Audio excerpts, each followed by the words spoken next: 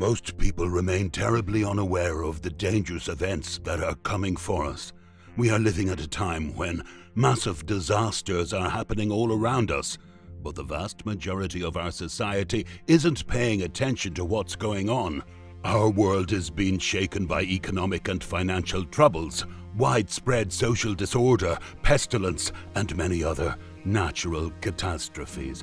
But many of us are still thinking that life will eventually get back to normal. Sadly, that isn't going to happen. As we approach 2022, global events will continue to accelerate, and most of our population is going to be caught by surprise by what is coming, because they just don't want to believe that things will ever get so chaotic. But with each passing day, more disasters emerge around the world. For instance, on Monday, the California coast was hit by a magnitude 6.2 earthquake that brought significant shaking and serious damages to the area. The tremor was recorded in the afternoon and was spotted off the coast, about 210 miles northwest of San Francisco, just outside a small town called Petrolia. The earthquake was felt across approximately 25,000 homes in the area, with people reporting strong or very strong shaking, according to the U.S. Geological Survey. But residents as far away as Sacramento and the San Francisco Bay Area also reported feeling trembling. Fortunately, no one was injured and no fatalities were recorded, but severe damages were done. We are seeing varying damages, most occurring in the Eel River Valley and South County areas. We have received some reports of structural damages to buildings, broken glass and items thrown from shelves at local businesses. Damage assessments are still underway, said Samantha Carges, public information specialist of the Humboldt County Sheriff's Office.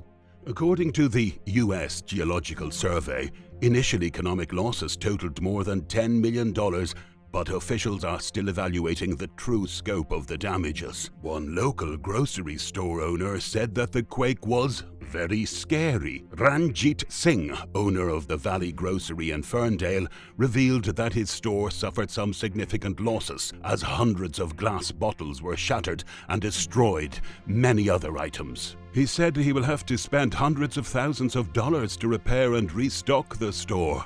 Seismic activity continues to increase all over the planet. That's particularly worrying because along the Ring of Fire, where 75% of the Earth's active volcanoes are located, new tremors are reported on a daily basis. The region accounts for more than 80% of all global earthquakes, and the fact that it is becoming active right now means that we're still basically sitting on a ticking time bomb. Meanwhile, in Newport, Oregon, an area known as Blanco Fracture Zone has produced more than 60 earthquakes in only 36 hours. Scientists say that a high-magnitude quake in the zone could potentially send a giant tsunami slamming into the west coast. Fortunately, quakes have been mild so far. On top of that, late last week, extreme winds and brutal tornadoes erupted right in the middle of the nation. Last Wednesday, a widespread windstorm, severe weather outbreak, and unusual heat from the Rockies and Plains into the upper Midwest were recorded. The event was so unusual for December that even weather historians were absolutely shocked, according to the Weather Channel. I can say with some confidence that this event, the heat and tornadoes, is among the most, if not the most, anomalous weather events ever on record for the upper Midwest. Weather historian Christopher Burt said, "The destruction that was caused by the tornadoes was truly alarming, and the power of the windstorms left the locals completely horrified." In fact, reports say that the U.S. experienced the highest number of hurricane-force gusts in a single 24-hour period ever recorded. Needless to say, such high wind speeds can fuel wildfires to spin out of control, and that's what happened in the state of Kansas, where hundreds of thousands of acres were burned in less than 3 days. On Thursday, the Forest Service exposed that nearly 400,000 acres had burned and hundreds of homes have been destroyed. It looked like a massive ball of rolling fire and smoke, described Keith Harberer, emergency manager for Russell and Ellsworth counties. Harborer, who used to work as a firefighter for more than 20 years, said that he had never seen fire move that fast. The smoke was so bad ahead of the fire that you could not see the flames right away until you got up closer, and then they went past you so fast, he added. While prairie fires usually form a line and move in the same direction, U.S. Senator Jerry Moran said at a news conference in Hays, the Four Counties fire was made up of several separate blazes, sparked by falling power lines because of the high winds. Darren Myers, fire department chief in Ellis County, revealed that some of his firefighters saved a resident from her burning home just before the flames became uncontrolled.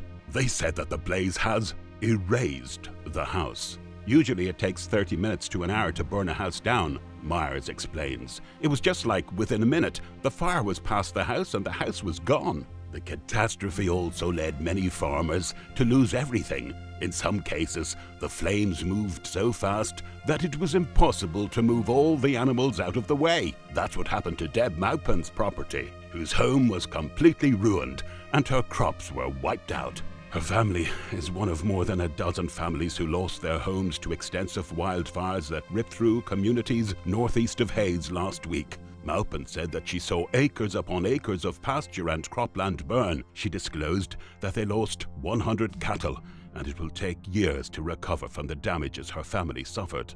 Rebuilding the herd will take time to ensure quality and avoid bringing diseases into the herd. The big problem, though, is that the fire burned off the winter pasture, she said. None of this is normal. The United States is being plagued by an extraordinary amount of catastrophes that cost us billions of dollars each year. Unfortunately, the whole world has been hit by a series of tragedies over the past few years, and that has resulted in the destruction of millions of acres of agricultural land. Now, we're once again at the brink of global food crisis. Since last year, global hunger faced an unprecedented spike and started affecting an additional 768 million people worldwide. According to the UN, the number of people living with food insecurity, or those forced to compromise on food quantity or quality, skyrocketed by 318 million to 2.38 billion, and experts are warning that while drought, geopolitical conflicts, and inflation intensifies, a global food crisis seems to be fast approaching. At this point, global food supplies are getting increasingly tighter, and the great solution global leaders are coming up with is for people to start eating insects. Although that's a common eating habit in some countries, the timing suggests that governments around the world are getting desperate, and desperate times lead to desperate measures, right? In Europe, officials just allowed house crickets, yellow mealworms, and grasshoppers to be sold as food at supermarkets. You might be able to trade down on some things. Instead of the high-priced turkeys or steaks, you might consider something less expensive on that side of the dinner table, said Kurt Covington, Senior Director of Institutional Credit at Ag America Lending, in an interview with Bloomberg. But there's no escaping it. Everything on the holiday table is just going to be more expensive, Covington continued. The main question now is, how many households will be able to afford traditional food, and how many will have to resort to substitutes to save money? Right now, millions of Americans are having trouble affording essential goods as inflation soars higher.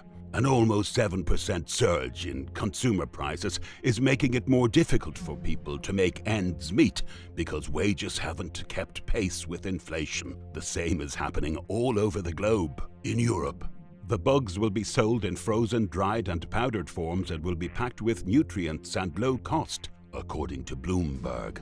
In essence, those who can no longer afford meat might resort to bugs and worms to feed their families. As if all these adversities weren't disturbing enough, scientists just discovered a gigantic comet that will be traveling through our solar system next year.